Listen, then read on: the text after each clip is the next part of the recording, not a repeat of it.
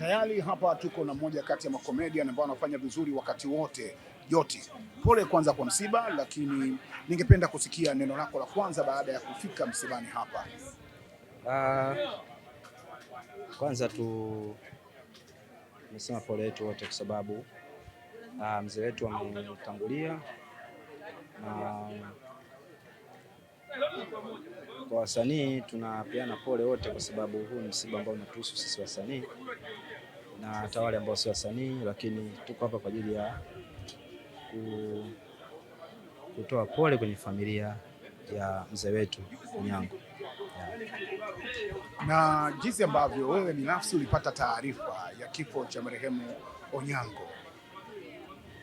Taarifa nilipata kwenye group letu la wasanii, na ilitoka kwa mzee Mbembe, ndio alitoa taarifa kwenye group.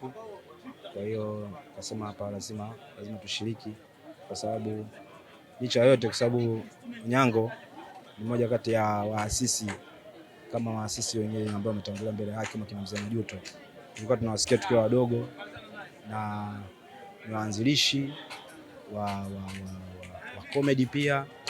Kwa sisi kama hapa tuko kwa ajili ya kuhakikisha kwamba tutakumbuka yale ambayo yeye anafanya katika kazi zake zote. Wewe ni mmoja kati ya watu ambao umedumu kwenye tasnia ya comedy kwa muda mrefu sana, na watu wakiamini kwenye kipaji chako. Na nadhani kabisa wewe mwenyewe pia kuna watu ambao walikuwa unawaamini, walikuvutia kipindi hicho, na kina mzee Onyango ni mmoja kati ya wazee ambao walichonga barabara before wewe kuingia kwenye kazi hii. Ni kitu gani ambacho binafsi wewe unasema huyu mzee alitengeneza barabara ambayo unapita sasa na kukaa kinara katika top 5, top 3, huwezi kukosa kuliona jina la Joti likiapia pale? Tunakumbuka kwa mengi, kwa sababu kama ninavyosema kwamba yeye alitufanya sisi tupende sanaa ya uigizaji ya comedy, na kwa sababu hakuwa peke yake, lakini Onyango mimi nilikuwa namsikia kwenye radio, lakini pia nilikuwa namtazama kwenye TV enzi hiyo. Kwa hiyo uzuri ni kwamba sijai kufanya naye kazi, lakini nilikuwa namuona kama ni mtu ambaye ni role model pia, kama ambavyo na role model wengine. Kwa hiyo sina historia nyingi sana kutoka kwake, lakini ni msanii mkongwe ambaye namfahamu, namuona, nishawahi kumuona. Yes. Ni vitu gani ambavyo vilikuwa vinakuvutia sana kwa marehemu ukimtazama kwenye kazi zake? Na je, ushawahi kubahatika kufanya naye kazi? Na kama ushawahi kufanya naye kazi, ni vitu gani ambavyo unavikumbuka mkiwa kwenye set, mkiwa kambi? Mimi kitu ambacho huwa napenda kutoka kwake ni ile rafuzi ambayo anaitumia. Ni kitu ambacho huwa nakipenda, na rafuzi inamtambulisha yeye kwamba huyu ukisikia hata kwenye radio unajua kwamba huyu ni Onyango. Na kiukweli sijawahi kufanya naye kazi. Na ukiachana na hivyo tu, tumeona jinsi ambavyo watu wengi, wasanii wengi wakihudhuria msibani hapa, lakini unakuta kama kuna matabaka, kwa maana anapofariki msanii wa comedy, wengi wao wanakuwa ni watu wa comedy.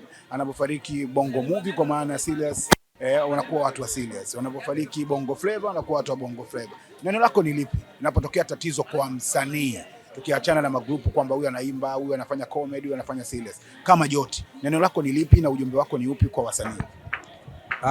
Unajua uzuri au mimi ninachofahamu kwamba kwenye kitu kinachoitwa msiba auangalii wewe ni nani, lakini kama huyu mtu yuko kwenye tasnia ya sanaa, tuna kila sababu ya kuhakikisha kwamba tunashiriki. Lakini pia ninaamini mzee Onyango amefanya kazi na watu wengi sana.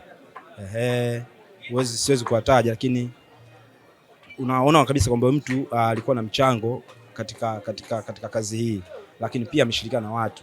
Kwa hiyo yawezekana ukajua kabisa kwamba wewe unafanya naye kazi na ni wajibu wako kujua kwamba umetangulia mbele ya haki, na unajua kitu kama msiba au kifo ni elimu. Unapokuja hapa na ukakuwa unafanya ibada, tufanye ibada, na ni wajibu wetu kuhakikisha kwamba tuna kila sababu inapotokea msiba, hasa kwa msanii, ni wajibu wetu na ni jukumu letu kuhakikisha kwamba tunafika.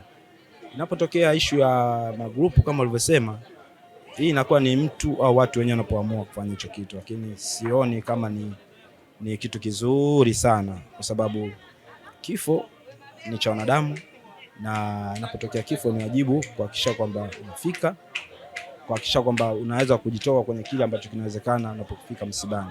Kwa hiyo na kila sababu ya kuwaasa hasa wasanii tusiangalie kwamba msiba huu unaweza ukafika, labda kama ulikuwa una tatizo ambalo linakusababisha wewe usifike, lakini kwa wasanii hili ni la kwetu sisi wote.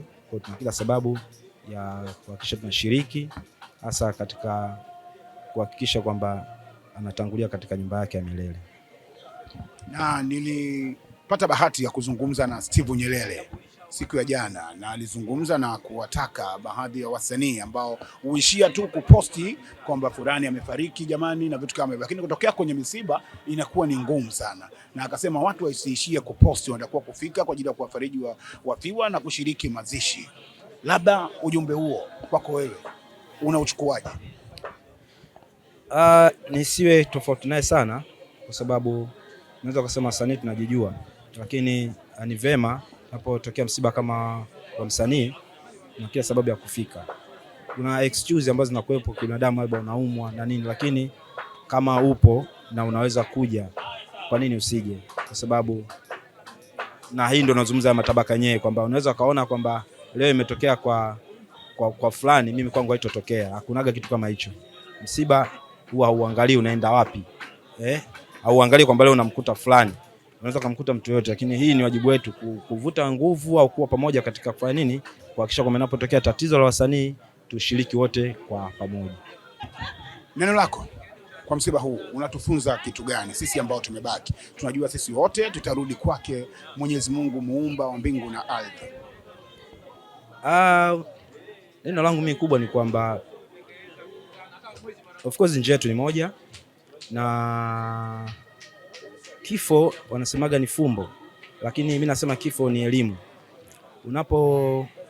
Unapoona kabisa kwamba kama fulani au mwenzangu katangulia, tuna kila sababu kuhakikisha kwamba tunarudi kwa Mungu, kwa sababu hakuna jambo ambalo unaweza kulifanya hapa duniani ukafikiri lina muendelezo daima.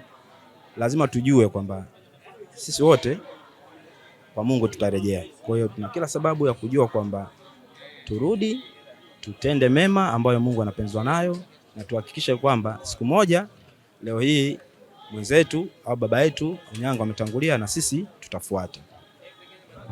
Na la mwisho kabisa, nimeona jinsi ambavyo marehemu hakuwa na skendo tangia aanze kazi yake ya sanaa, lakini mmoja kati ya watu ambao hana skendo kabisa ni Joti ambaye tunazungumza naye hapa. Ni kitu gani ambacho nyinyi huwa mnatumia kuweka heshima zenu vizuri, lakini kutokuwa na maskendo ya ajabu ambayo yanaweza kachafua taswira na brand ambayo umeitengeneza kwa muda mrefu? Kwa sababu Joti ni mtu ambaye umeanza zamani, lakini watu wanakuzungumza kwa mazuri ya kazi yako na sio skendo. Kwanza kwa mzee wetu, kikweli mimi subutu kusema sijawahi kukuta hicho kitu kama na skendo, na hata singine huwa tunajifunza kulingana na waliotutangulia, kwa sababu kisema skendo kuna lifestyle ambayo unaitumia, yani unatumia sanaa yako kufanya mambo mengine ambayo pia ni ya kuonekana, na ndio maana sio wote ambao wanaweza kaishi kwenye maisha.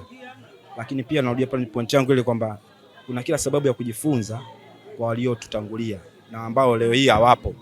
Kwa hiyo huwa tunajitahidi kuhakikisha kwamba wale waliotutangulia nini wanafanya, kwa sababu kizungumza skendo ni sehemu ambayo unaweza ukasababisha ukajichafua wewe na ukachafua hata tasnia kwa ujumla.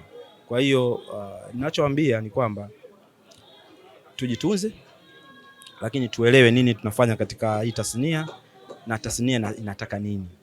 Kwa hiyo tusipoheshimu kile ambacho kinakupatia ugali leo, usitegemee kama kuna mtu ataheshimu hicho ambacho wewe unacho. Yaani leo hii mimi nisipoheshimu nilichokuwa nacho, maana yake unafanya hata wewe pia usiheshimu mimi ninachokifanya. Kwa hiyo wasanii tuna kila sababu ya kujua kwamba kujichafua au kuonekana tofauti kwenye kioo cha jamii, na ukizingatia wewe ni sehemu ambayo unaotazamwa, haileti picha nzuri, lakini pia haileti picha nzuri hata kwa tasnia pia. Ndio maana huwa tunajifunza kwa waliotangulia. Yes. Kiki na sanaa, kwako kipi unaondoka nacho na kipi kinakuweka mjini? Mimi sanaa ndio inaniweka mjini. Hongera sana Joti, na kazi yako inaongea. Unajua kuna wale watu wanasubiri mtu atangulie mbele ya haki aje kuzungumziwa. Mimi wacha nikupe maua yako. Wewe ni mmoja kati ya wasanii wakali wa comedy ambaye binafsi mimi ni shabiki yako. Asante sana, nashukuru sana. Ili kuwa mwanafamilia bora wa Global TV, usisahau kusubscribe, like, kushare na kucomment. Baada ya kusubscribe, bonyeza alama ya kengele ili kupata taarifa kwa kila video inayopanda Global TV Online.